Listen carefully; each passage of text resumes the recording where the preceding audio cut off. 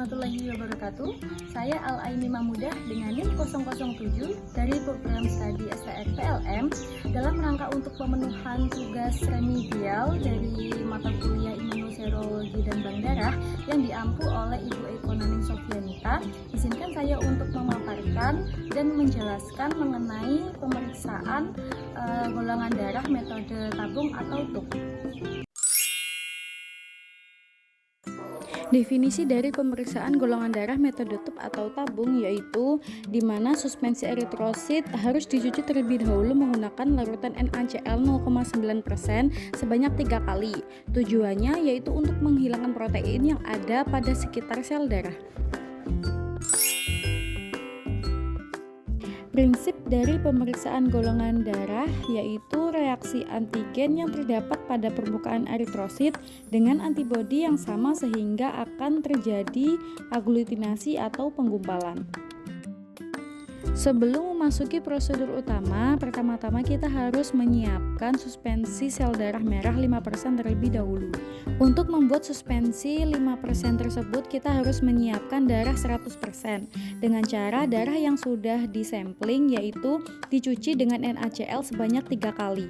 Cara mencucinya yaitu sel darah merah yang sudah dipisahkan serumnya akan ditambahkan NaCl sebanyak 3/4 tabung lalu disentrifius dan dibuang supernatanya.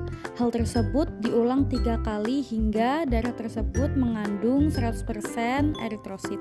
Lalu untuk pembuatan suspensi sel darah merah 5% dari darah 100% tersebut ditambahkan NaCl dengan perbandingan 1:19.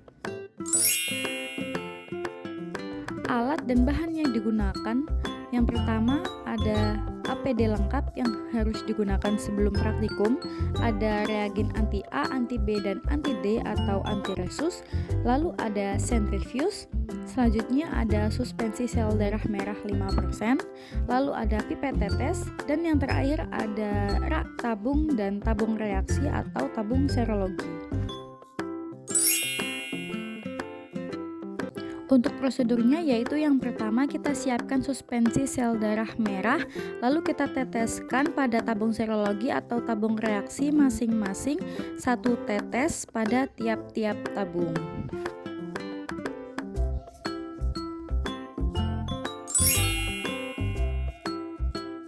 Selanjutnya yaitu sudah kita siapkan reagen anti A, anti B, dan anti D, lalu kita teteskan reagen anti A pada tabung 1,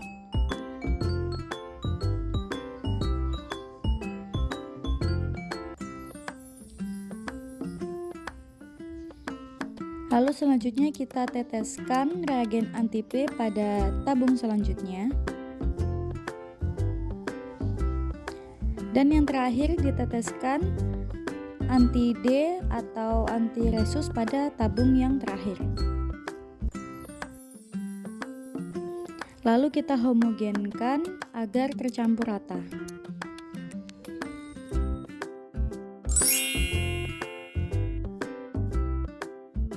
Setelah kita homogenkan 3 tabung tadi, kita sentrifius selama 1 menit pada percepatan 3000 rpm.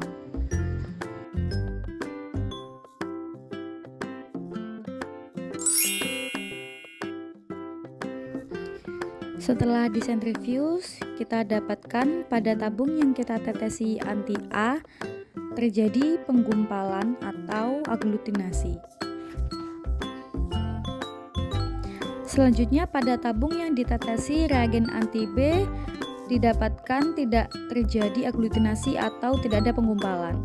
Sedangkan tabung yang ditetesi dengan reagen anti D terjadi penggumpalan atau aglutinasi. Maka golongan darah tersebut adalah golongan darah A. Pada hasil golongan darah B dapat kita lihat pada tabung anti A tidak terjadi aglutinasi atau penggumpalan, sedangkan penggumpalan atau aglutinasi hanya terjadi pada tabung anti B dan anti D atau anti resus.